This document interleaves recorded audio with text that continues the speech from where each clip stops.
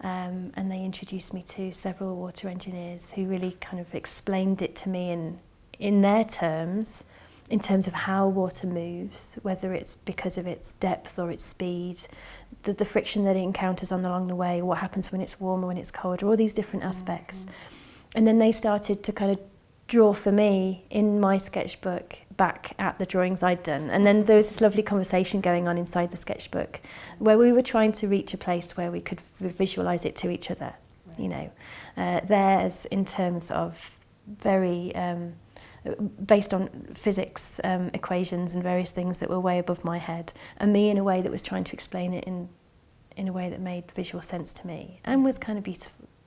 I got a group of them together, or rather they got themselves together to talk about the drawing in its final stages, and there was a whole bunch of them from all sorts of different departments within Bonnybrook. There were chemical engineers, water engineers, physicists, administrative people, the maintenance crews. They all turned up to look at the drawing, and they all shared the same experience, but from very different perspectives of going in there every day, looking after it, making sure it was running, and then kind of saving it when it came to the flood situation.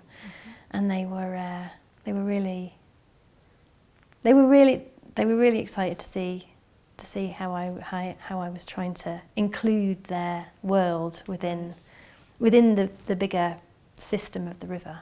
Because I've been having conversations with these water engineers over a period of months, and I was really interested in drawing the river flow as we see it every day on a daily basis, and they were all completely embroiled in this huge big modelling project they'd just finished, which was all about modelling for the scenario of a 100 or a 500 year flood event, and they were really interested in trying to explain to me what all this work was about. And I'd said, you know, I'd much rather no thanks. I want something more relevant, something more everyday, and something that explains the river that we walk past every day. And so I chose to disregard it, because I'm also not interested in, you know, making work that's fantastical or doom-laden, or, you know, some kind of dystopian, you know, vision of disaster or anything like that. It's just not something that I was wanting to make work about.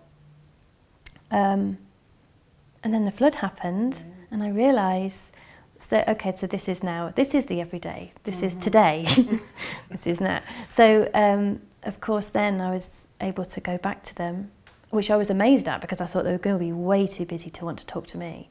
But they did still take the time to explain to me what had happened. They showed me so much stuff. Suddenly this modelling became the thing that I was working from, because it was the flow. When I was talking to one of the engineers after the flood, and we could see from the second layer that we'd drawn over the top why the river had flooded at certain points. And it was all about certain corners and certain things like the infrastructure of various bridges, which really constricted the river in certain points.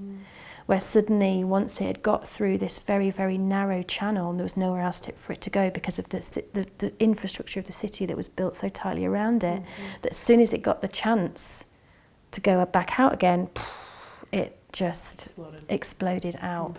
And those kinds of pressures are things that you can't necessarily see in an average flow.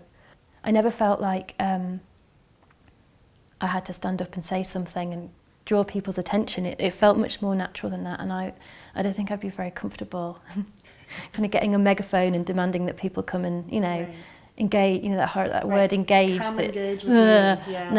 It just, if you can just start drawing and you have a reason to draw and you have a question to ask somebody who specialises in something, then you can go to them and begin to understand what they do a little bit more. And that's why it works so well being embedded in the water services department, because I was coming to them with questions rather than coming to them expecting them to respond to something that I was doing. Right. You're not setting up a meeting to say, come observe. Come and see what I've done. No. Yeah. It was much more about I needed them probably more than they needed me, in a way.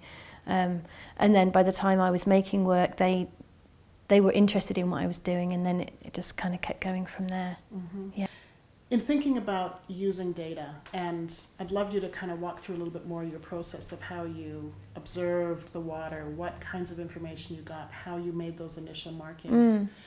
And just with a maybe umbrella question of where beauty fits in terms of like, was there ever a point where you felt like this is going to be so logical that it's going to miss yeah, that happens all the time. Does it? And it still happens, because I'm still interested in making drawings that are based on some kind of